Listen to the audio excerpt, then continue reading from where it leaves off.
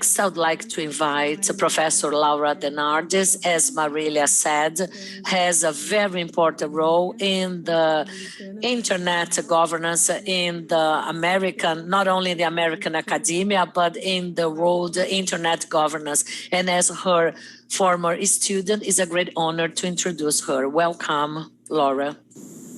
Well, hello, everyone. Let me just ask Fernanda and others if you can hear me okay. Great. Well, hi, everyone. It's such a pleasure to be here. Thank you, Fernanda, for your introduction and for the work that you do. And it's really just an honor and a pleasure to be joining and following the remarks of Marilia, which I enjoyed very much. I think what I can add to the discussion, just from the launching point of what Marilia said, is to ask the question of where is internet governance going?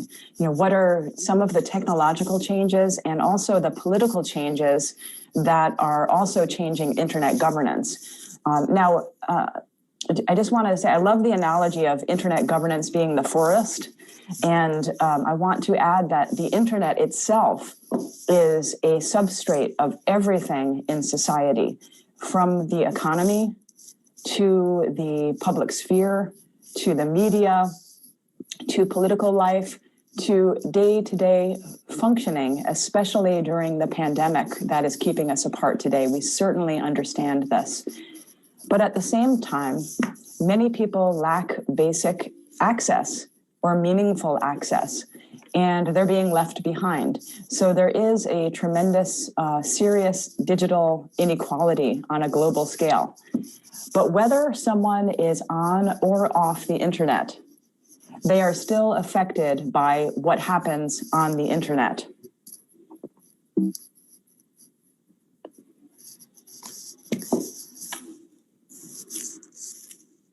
For quite some time now, conflicts over internet governance, which are often inside technology itself, are new spaces on the global stage where political and economic power is unfolding. And how these control struggles play out, it affects so many issues of importance in society, from dealing with disinformation and threats to democracy, to individual speech rights, to privacy, to discrimination, to consumer safety and national security. It's very difficult to find any public policy issue around the world that is not affected somehow by questions about how the internet is governed. Now, one point I would like to make is that the internet is governed. It is governed, and that this governance takes place outside of the discussions and the forums and the convenings that talk about internet governance. So while we are talking about internet governance in various forums, there still is a technical infrastructure. There still is a process of coordination of that infrastructure that has very real stakes to society. Now, I agree with the definitions of internet governance that have already been put forth here, but I will add another one. For the purposes of the infrastructure itself, the term internet governance generally refers to the design and the administration of the technologies that keep the internet operational, and then the enactment of public policy around that technology. Now, there is not, another point I would like to add to our discussion today is that there's not one system, but an entire ecosystem of control points. This is the forest that Marilia talked about, the internet governance forest. There's an entire ecosystem of control points and decisions that are carried out by the private sector, by new international organizations, by transnational activist networks in some cases, by technical coordinating bodies, and of course, governments and international agreements. Just want to come back to the technology for a moment. There are many technological governance issues that are absolutely necessary to keep the internet operational, to stabilize the global digital system. And I thought I would just mention what some of these are. There's the administration of critical internet resources, names and numbers, by a whole collection of organizations and entities, some which are international in their nature and some which are local. There's the establishment of technical protocols by standard-setting institutions, such as the ones that were mentioned, the Internet Engineering Task Force, for example. There is interconnection coordination. There is cybersecurity governance, which is carried out by a combination of public and private institution. And of course, there's a lot of policymaking attention and media attention and really just public understanding now that private content intermediaries and infrastructure intermediaries, whether that is a social media company or a content distribution network or a financial intermediary, these have a tremendous policymaking role around privacy, free speech, what content is allowed to stay online, what content gets taken down, and many other governance areas. And across all of these areas, governments make laws about cybercrime, identity theft, defamation, privacy, the protection of children, trade, intellectual property, and a host of other issue areas. So every single one of these areas that I mentioned has profound public policy implications, and especially the most technically concealed areas. So that is a really interesting feature of internet governance, that there actually are decisions made in complex technologies that affect human rights and human security. Think about encryption design, for example, as one of these. So there's no one system of internet governance. So we can't debate the question of who controls the system, because there is not one system. There are many, many different layers of control, each of which have tremendous public interest implications. What I'd like to do now is mention two shifts, one technical and one political, that are changing to a certain extent the object of internet governance. The first, of course, is the Internet of Things. This is the subject of my latest book, which is called The Internet in Everything. And the thesis of that book is that the internet is no longer a communication system connecting people and information. It is a control network in which more things than people are connected, and in which control over that entire infrastructure is a proxy for political power. This is often called the Internet of Things, which includes home appliances, connected clothing, often called wearables. It includes the industrial Internet of Things. It includes smart cities, and it includes the Internet of Self, meaning that the Internet is on and inside of the flesh through medical devices like pacemakers, insulin pumps, and in some cases, even subdermal chips. So this is the Internet in everything. These are objects and systems that have both physical and cyber elements, as opposed to the screen-based internet we access through a phone, a laptop, and the way that we're communicating today. This is a major challenge to internet governance because the history of that whole realm has primarily addressed human communication, the communication around content between people or human access to knowledge, financial systems, and other kinds of information. But if you think about the transformation of the internet moving from the screen-based world into the physical world, that means that the digital world and the physical world can no longer be viewed as distinct spheres. So when we use the term internet governance, it is vital to not only address human content and communications. These things are very important, such as disinformation, hate speech, political propaganda, all of these things, it's also, in fact, it's a very, very consequential issue that the internet is embedded directly into the physical world, and that creates a new set or an enhanced set of public policy issues.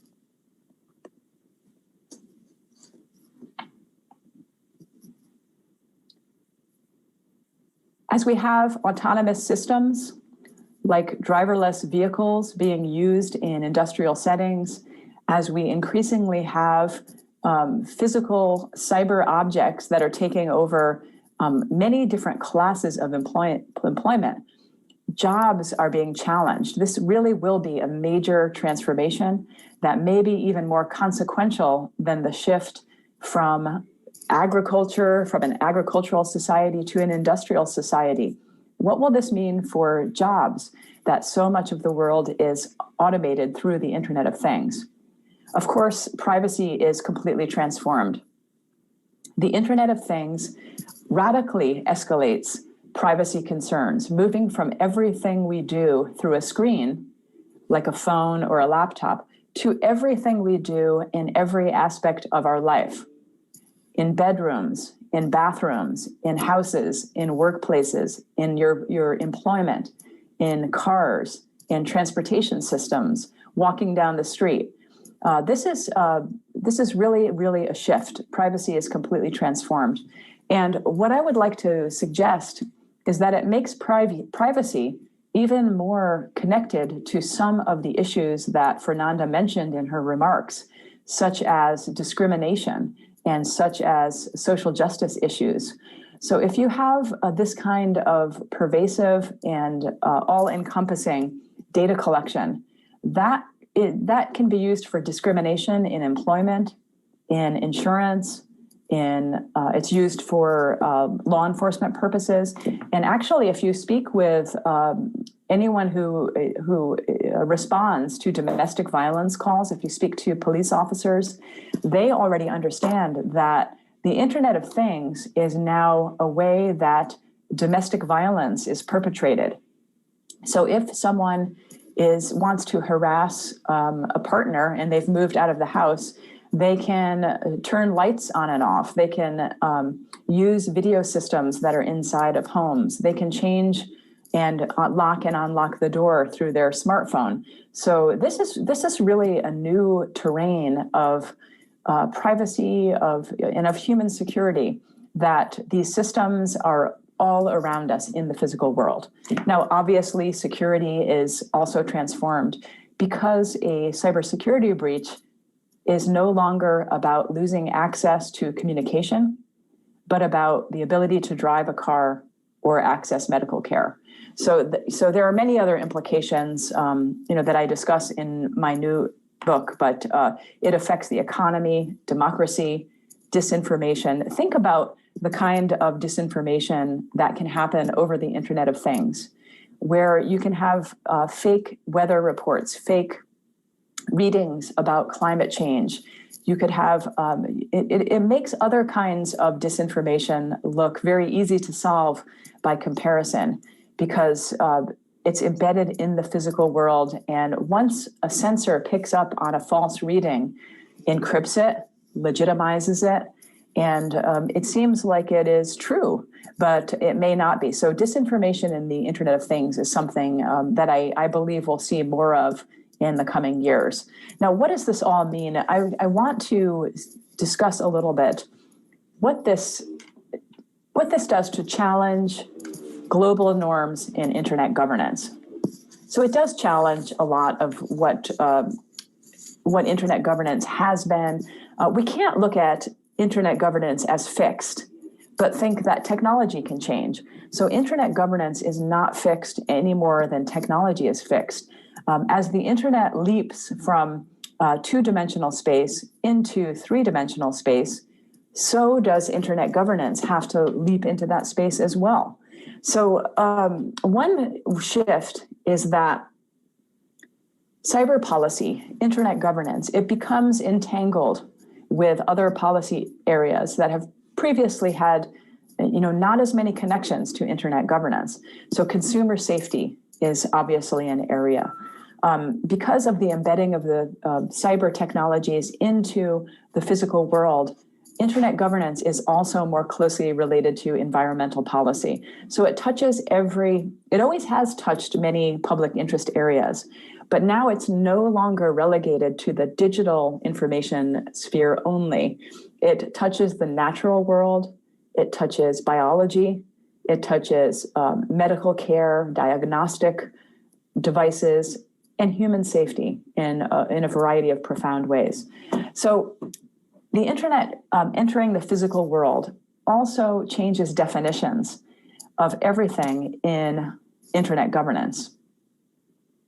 Fernanda mentioned companies like Google, Apple, Facebook, Amazon, or GAFAM, add Microsoft to that. Now it's no longer possible to distinguish a tech company from a non-tech company.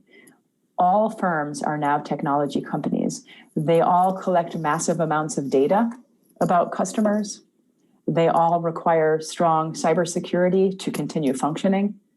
And most companies' products and services now embed this internet capability. So they exist both in the digital world and the real world. And firms like financial firms, even sporting manufacturers, retail companies, they do see themselves as technology firms. That's a major shift. Another complication is, what is an internet user? When internet users are not necessarily people.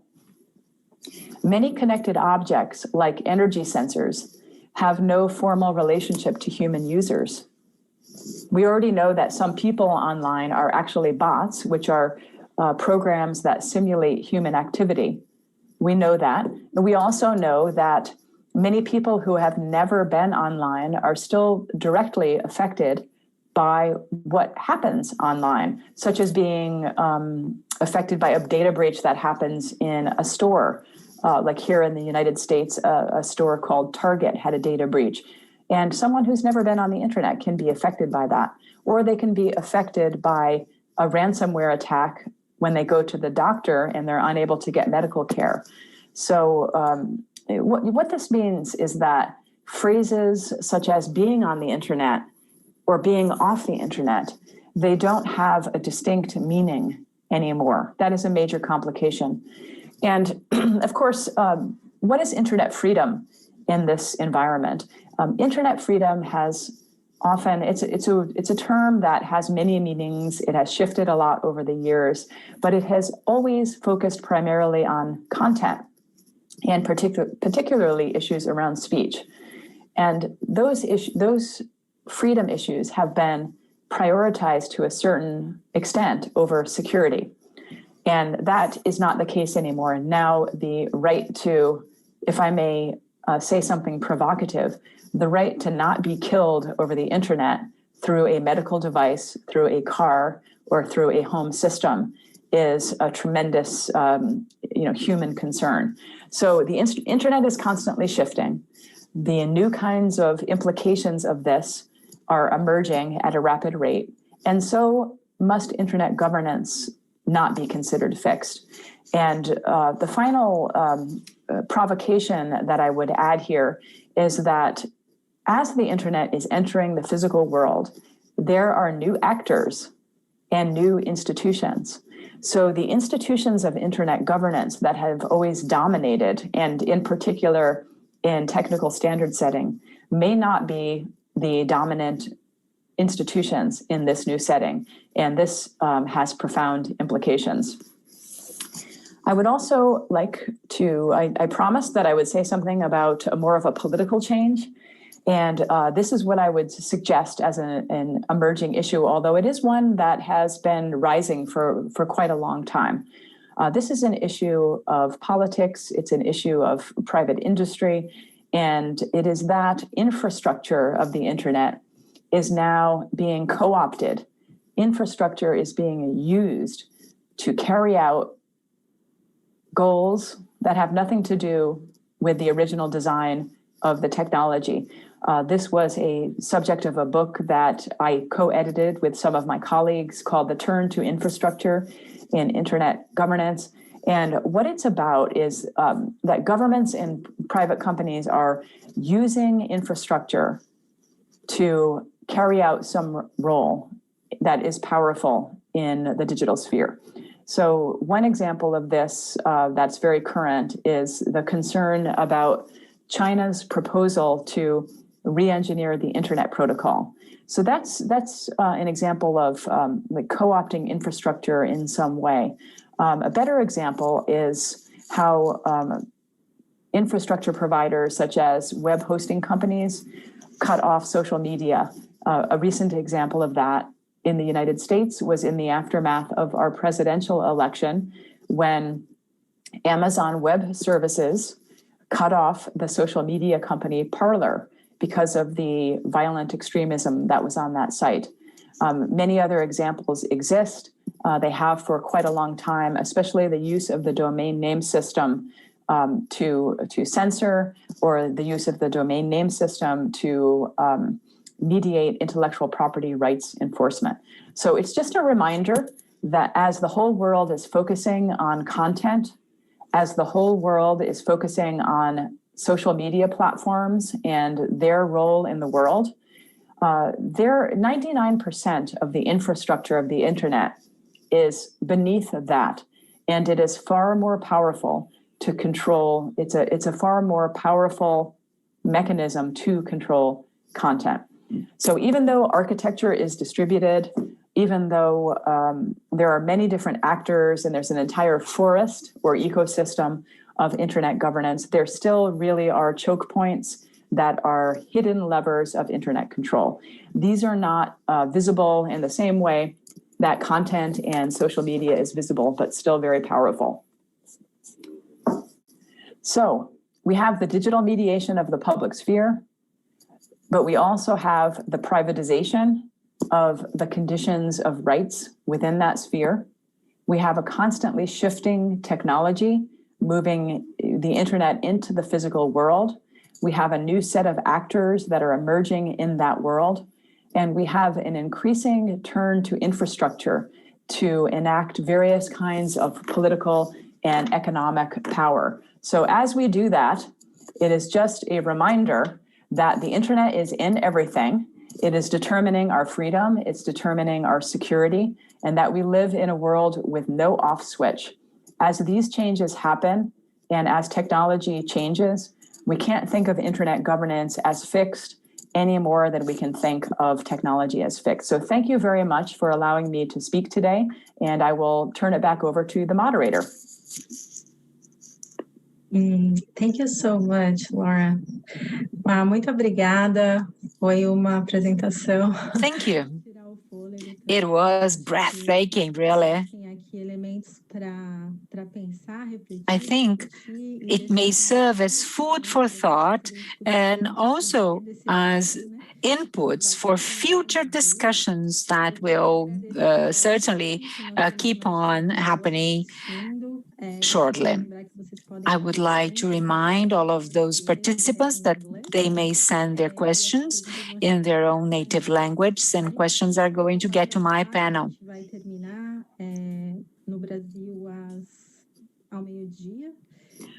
We are going to have till noon, Brazil's time, to discuss. And I have one first question to ask you, so that we can talk about the global South forces and the North global forces. In Marilla's presentation, we've seen that mentioned through, let's say, a so-called alliance. But I would like to hear from you, based on your own experience, how do you see the relation between developed and underdeveloping countries, or global North and global South countries, discussing infrastructure and also politically speaking? Marilla, would you like to go first? Thank you, Fernanda. Well, I have the impression that all the institutions that are important for internet governance are still in place. Politically, some of these institutions got less important. For example, WTA, World Trade Organization, is important for the discussion of some issues involving trade, for example. But at the same time, there is another ecosystem of internet governance coming into play.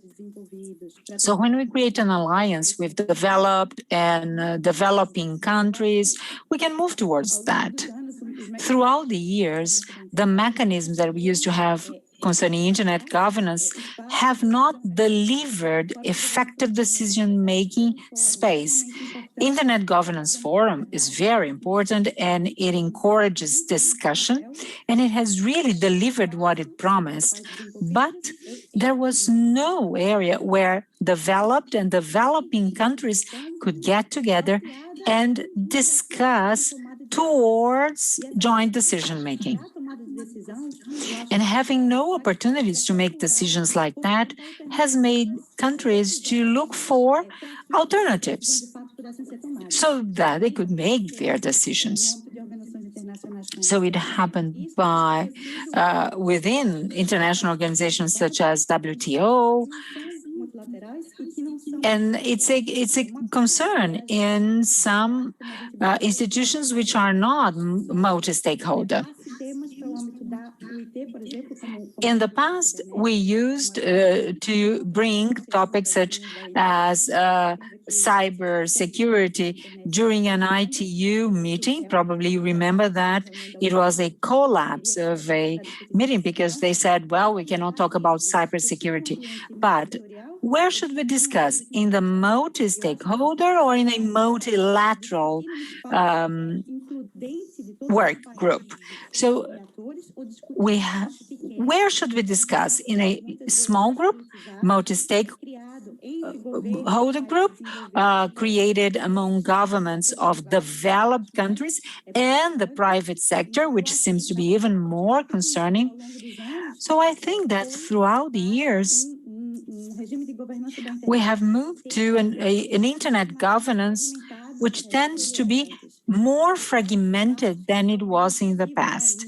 In addition to other spaces which are not very visible, where lobby is made. The main companies that invest in lobby here in Brussels with European community are technology companies. And these are dialogues which are not open to everyone. And then final proposals come to the public. But no developing country has been involved, and it wouldn't have happened 10 years ago. After Snowden's disclosure, all the leadership of developed countries was placed at check, and it has really opened space for countries such as Brazil to become leaders from a political and from a legitimacy space. But countries such as India, for example, are just working on internet governance just at national level, whereas Brazil has lost its leadership role and now it's involved in other kinds of problems. Eu acho que esse espaço de trazer países desenvolvidos e em desenvolvimento. So I think that it would be really good to bring together developed and developing countries to discuss. The opportunity has been lost, but yes, we have to move towards having that, what has been called a reinforced IGF. And it's a positive proposal, at least. So we really have to pick up the lost time and include actors, such as mentioned by Laura, actors which have gained more and more importance in internet governance, because now physical and internet barriers are gone. So we need more inclusive spaces to discuss internet governance among all the different players. Thank you. Thank you, Marilia. Laura, would you like to jump in? Certainly, I will add something to this. The first point I would make is that it is really important to have international fora to discuss internet governance, to discuss how the technology is changing, and to discuss the emerging challenges. So I think that there's a tremendous amount of value, and that is one way to bring the Global South and the Global North together to have discussions. But I do want to emphasize that while these discussions take place, they are just discussions, and they don't have that much impact on the actual way that the internet is governed. So that is, I don't think it's an exaggeration to say that internet governance is what happens in practice while these discussions take place. So there's some soft influence, there's some, there's some impact, but I don't want to oversell that. I don't want to oversell the impact of the global discussions, but it still is very important. The second point I would make is that the distinction between the Global South and the Global North is definitely not a neat one. It's very difficult to have that kind of essentializing of, like two types of people in the world, the Global North and the Global South. Because, as you know, there are many corporations and individuals and groups in Brazil that have a tremendous amount of power, that is more power than some people who might be like a minority somewhere in the European Union or the United States. That, there just are different. It's just not that neat. And the addition to that is that whether or not one is in the Global South or in the Global North, the majority of the power in this area rests with the private sector. So I think that's the real question, is what is the role of the private sector in having influence in various regions and across the world, and how that balances out with the power of governments. So if you look at some of the roles of the private sector, in some cases, they are advancing human rights. In other cases, they are not, they are working against human rights. But it's the same question with governments. Some governments have a very, very bad record around human rights in the internet. Look at the control structures in China. Look at how the Indian government is constantly cutting off people. Look at what is happening around the world. Look at the surveillance systems in the United States and in Great Britain. So that's why I always say that the best outcome is to think about this as a balance of powers between civil society, governments, transnational activist networks, and the private industry. So that's the ecosystem. That is the forest. And it's very important to have that balance. And that brings me back to the discussions. And the discussions in international fora help contribute to that balance. And to that extent, they're useful. Perfeito. Eu acho que com a fala de vocês fica Well, claro. that's perfect. I guess that we have to think upon political issues, as this is part of our politics. And once we hear the non-emergence of some international forums, and that is related to our political time, and that is related to what Laura said once she states that technique and politics, they are together. That's why we state technical politics. We also share the same thoughts in Brazil. We have a number of authors addressing the same issue. Laura also believes that some private players, they have a very important role in that matter. And we lack of economic discussion within internet governance. And with that in mind, I am working together with an economist, Janice Roche, and This year, we had the chance to present at the TPRC 48, which is an American conference, and we had the chance to perform economic analysis of internet infrastructure for those 4 tech large companies, GAF, Google, Amazon, Google, and Apple. 4 companies. GAF is the acronym. Some other tech companies, they can be added to that. There is an antitrust discussion in the US upon those 4 companies. That's why we decided to include them. And the idea is, if we consider the interconnection points between those companies, and these are public information, there are some other information which we are not aware of because they do not disclose it. But as to the public information we have, we understand that they are interconnection points. They are based on the global sphere.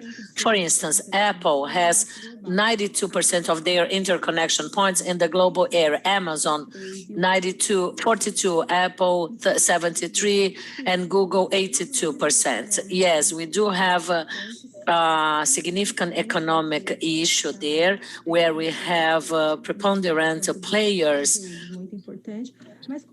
participating within the content sphere. And how will that impact our users? Global internet users, they have to look after that information.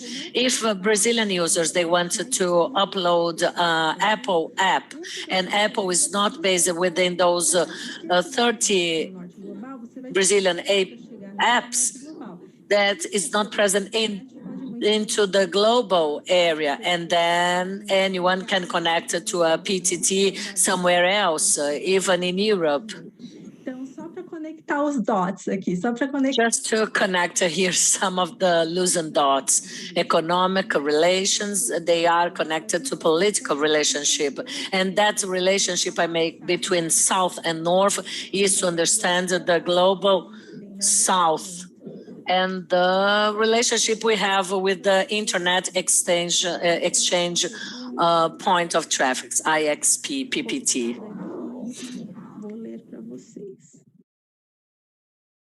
We have another question. Let me see, I'm just searching for the questions. We have a number of them. Hello, Professor Laura, good morning.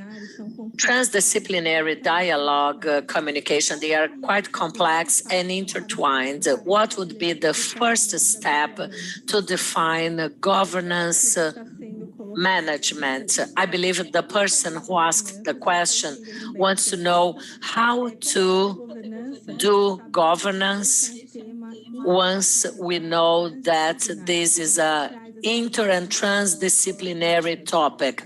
How can we bring together different players? Any take on that? Maybe Marilia could start and then Laura next. First of all, capacity building, that's quite obvious. And internet governance capacity building is a way to give to those who haven't got a technical background, the ability to talk to those that have got expertise to understand what is the problem behind that. I have carried out 2 surveys to map what we have in terms of discussion and communication in the African continent and globally speaking.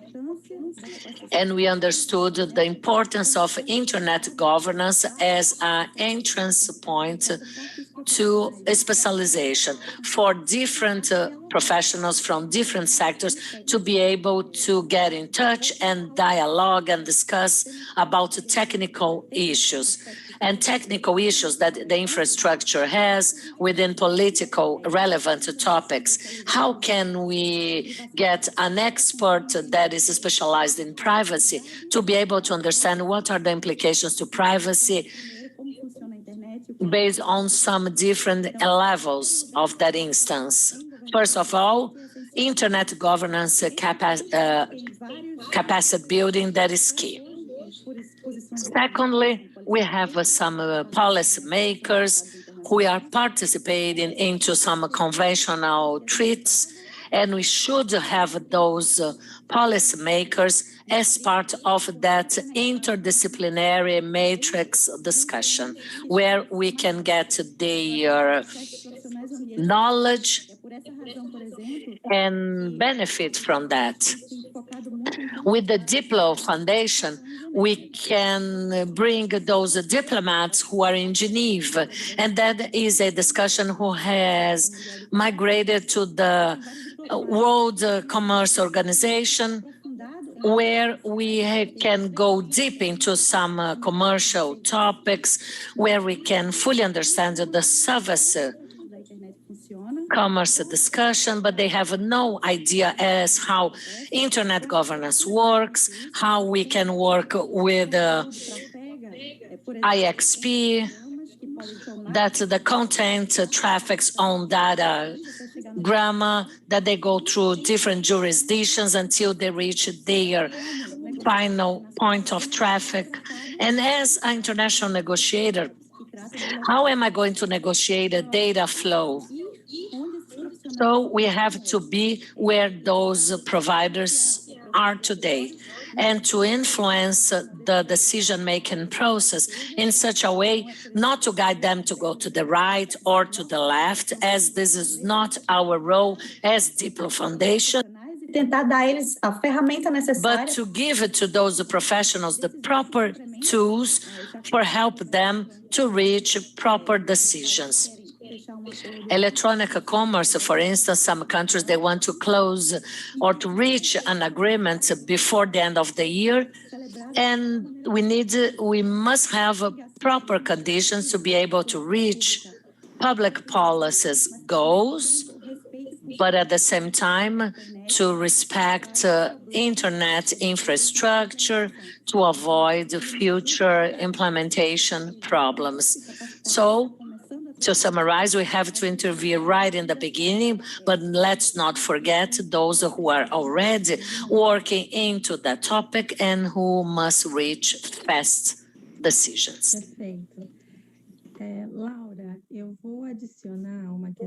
Laura, before you answer, as Marilia has already addressed that question, we have a second one to you. A number of attention needs and risks, they were highly addressed here.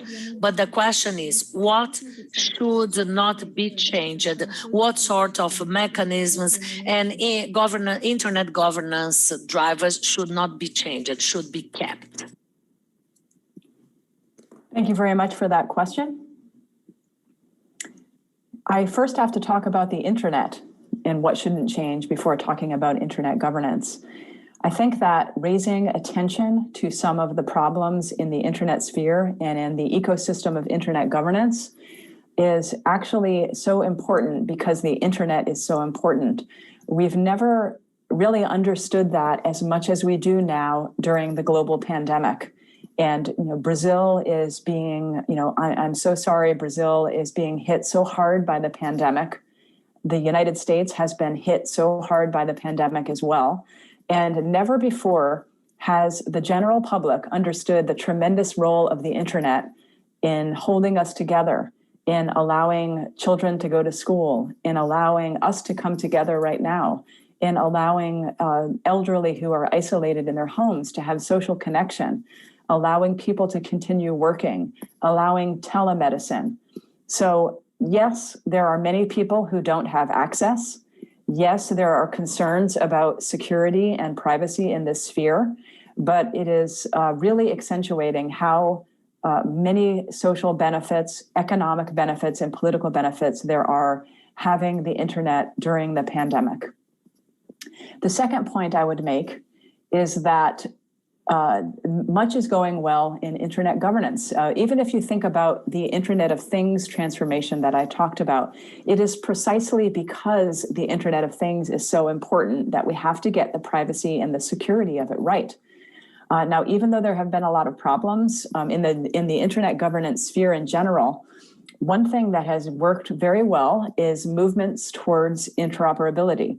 There's a lot of discussion about fragmentation of the internet, and I believe that that is a concern. But in my career and lifetime, I spent my early career trying to make computers that were made by one company connect to computers that were made by another company.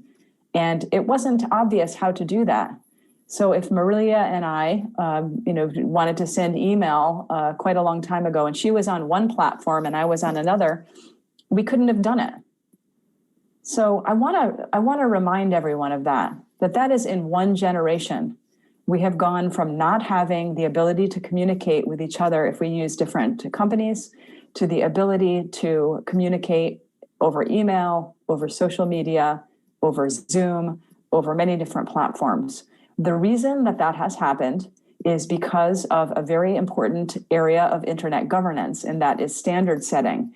We have, in general, a trajectory over time of protocols, blueprints, technical standards that can be called open and are accessible to use to develop products in order to ensure interoperability. So I would say that that's an area of internet governance that has gone very well. We have a common address space so that anyone around the world can plug into the global internet and use a unique internet protocol address, whether that is for a particular session or unique to the person. We have movements towards greater cybersecurity. And I think maybe one of the great stories of the internet and of internet governance is that we haven't had a major worldwide outage. We've had lots of outages, but we haven't had a catastrophic outage. And I think that is a tremendous success story around internet governance. Thank you very much for that question.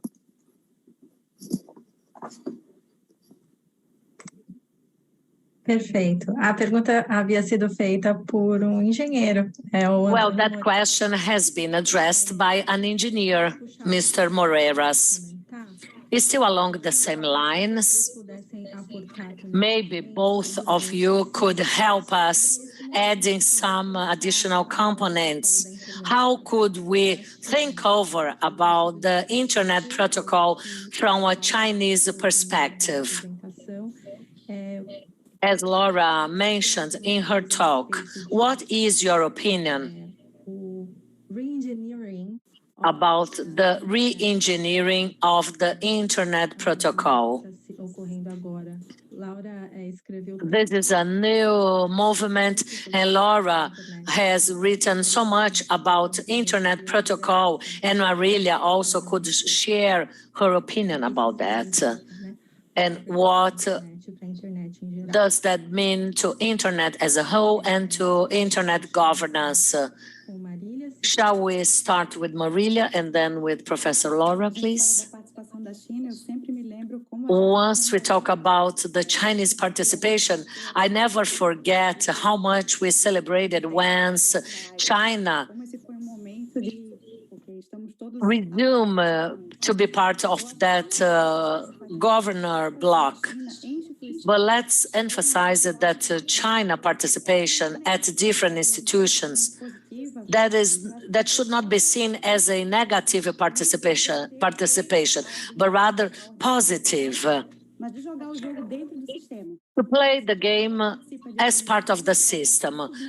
Once China participates at any game, at any institutions, they are participating, they want to be influenced, they send some players, and China is author of 100 of proposals for ITU. That's more than Japan, Korea together. Therefore, China is being highly participative in developing standards and norms. That means that they are influencing some of the standards. Yes, because they want to privilege their own companies. If we consider some other countries and players from Western countries which also try to privilege their standards to empower their commercial positions based on some technologies that could help them to improve their competitive levels, well, they want to influence the gamer, but at the same time, they allow to be influenced by others. And now they understand what is the position at the other side. Why are some standards being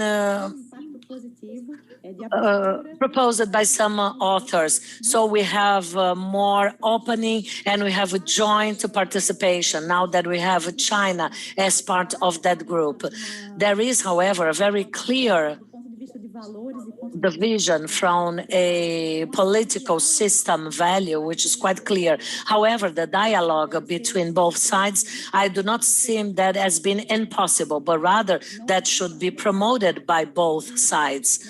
And what I see in the international scenario is that for research projects, if China is part of those projects, that is predefined.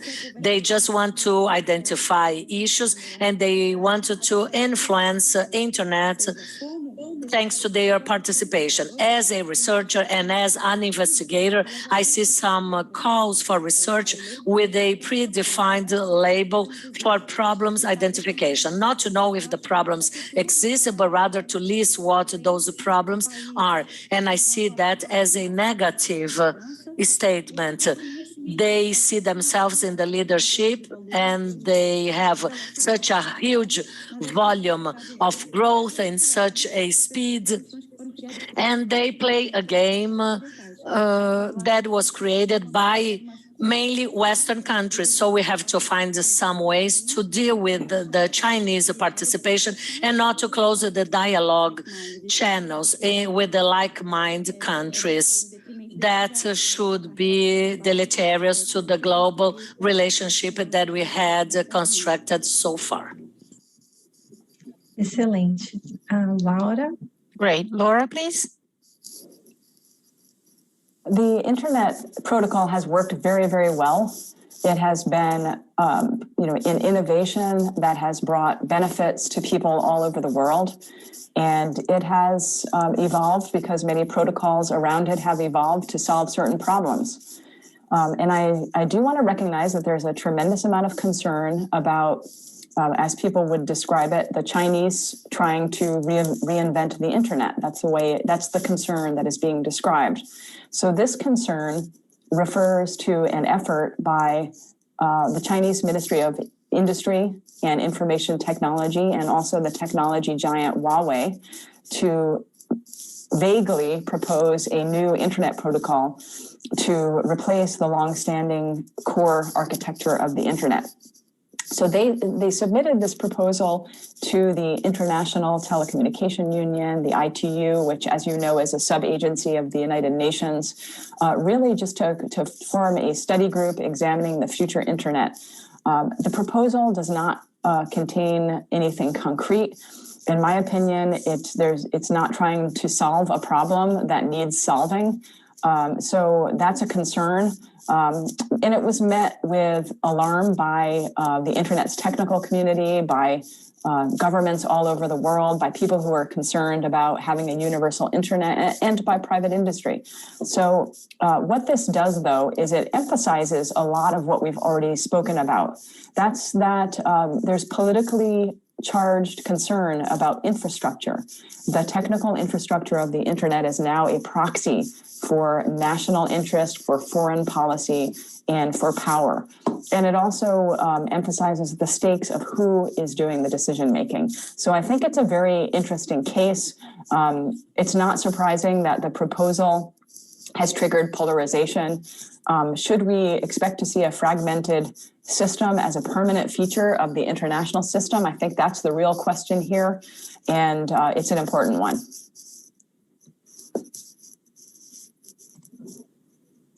Perfeito.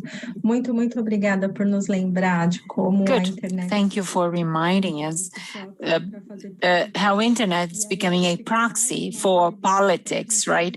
And then it gets easier to understand this approach that some companies are using. And I like what Marilia is saying.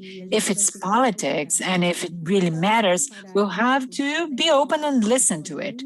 And how this is going to be done by bringing opposing voices to it, well, we have some lessons learned, right, from multi-stakeholder approaches. And inevitably, we'll have to deal with the challenges. We are coming to the conclusion of our panel, but Diego Canabal has asked that, and he's going to be in the seminar in the coming days. I think to some extent, your question has been answered by Marilia and Laura when they talked about the forest for the trees. So I'm going to ask you my last question, and then you can answer it and also draw your closing remarks. My last question concerns participation. And as I said, when I opened, a participation that really thinks about multiple stakeholders. How can we think about the participation of indigenous people, about African descendants, not only thinking about the forums of discussion, but thinking about all the different layers of internet management that you mentioned, including infrastructure?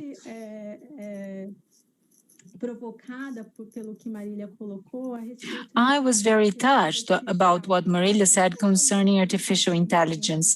Should we really give space for artificial intelligence as a topic to be addressed by internet governance? Whereas Laura said that internet has a number of users which are no longer human users, they are machine. So much to think about. Artificial intelligence is not outside, it's a user by itself. In Laura's book, she says that the machine learning process are just so automated that you don't even know where you are. There are some moments in which engineers cannot have the reverse engineering to get to know how they got that far. Therefore, the question is, how can we consider the next steps in terms of multi-stakeholder forums, in diversity of gender, race, and others? And I would like to ask you to answer and then draw your closing remarks. Marilia? Thank you, Fernanda. Well, I'd like to thank you for the opportunity to be part of this discussion. It's also so wonderful to exchange my opinions with you, Laura, and the Brazilian audience. In my recent research about internet governance, I have inferred some points. First of all, internet governance has to be introduced to people based on real-life problems. It's no use getting to a community, an indigenous community, and talk high-level how ICANN works and how domain names work. But bring it closer to something that applies to them would make people get more involved. You have given us a great example of how indigenous population used technology during the pandemic. This is real-life example. This is what's going to make a difference and make people get involved in the different discussions. Secondly, capacity building should be done closer to where people are. We have to have trained the trainers. We need those leaders from the communities where they work to act as multipliers of knowledge, of trainers about that, so that we can all speak the common language of those communities, so that they can really understand. African continent, for example, their internet governance is provided just in English, very rarely in French. But over 50% of African countries speak local languages. So how can we reach them?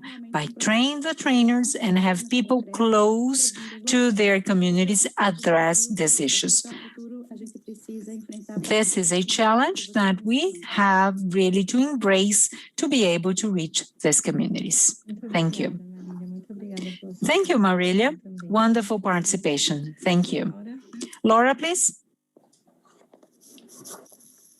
Thank you for that question, and thank you, Marilia, for what you shared.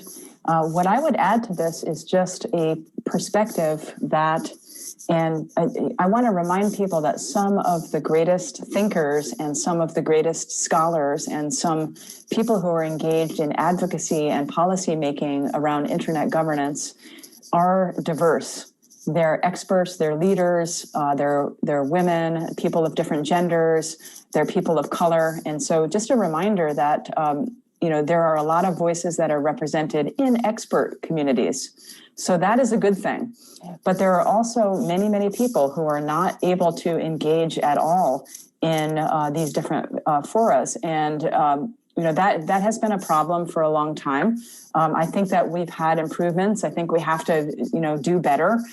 So it's not just a matter of getting involved in the different kinds of international discussions. It's also about specific issues that are designed and choices that are made inside of technology that affect indigenous people, that affect people of color, that affect minorities, that affect marginalized people. So one of these areas is algorithmic bias, for example. One of these issues is facial recognition.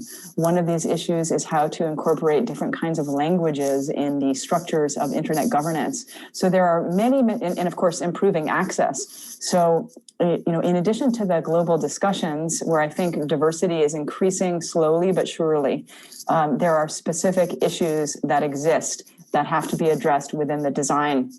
And then finally, I would say that all people are affected by many of the problems that exist. So the human rights for all that exist in the internet governance sphere, it's almost there are some universal human problems, like the right to have some domain of privacy, the right to speak, but also the right to not be harassed online, the right to participate in the digital economy, and the right to be safe and to have some kind of personal and human security while participating in the cyber physical world. So with that in mind, I think I would close with, what is one technical solution to a lot of the last problems that I mentioned is greater cybersecurity. So that's why I always say that's the great human rights issue of our time, because it's necessary for securing the economy. It's necessary for providing human rights. It's necessary for protecting people's privacy and many other things. So thank you very much, Fernanda, for letting me participate in this. Marilia, thank you. It was a pleasure to join you. And thanks, everyone, for the great questions and discussion. Thank you so much. Eu tô muito feliz com esse painel. Well, I'm just so glad with the panel. I've learned so much. I'm really full of energy after our discussion. I would like to thank Laura and Marilia for your participation and for sharing your great knowledge with us. Today in the morning, a friend just wrote to me, said, well, I don't feel represented in the panel because there was no man. Because I keep on questioning him, you see, because whenever we participate in panels, there are just men. So he just did it with good intention and jokingly. So what I think we need to hear is more disagreeing voices. And I think we still have got a lot to learn.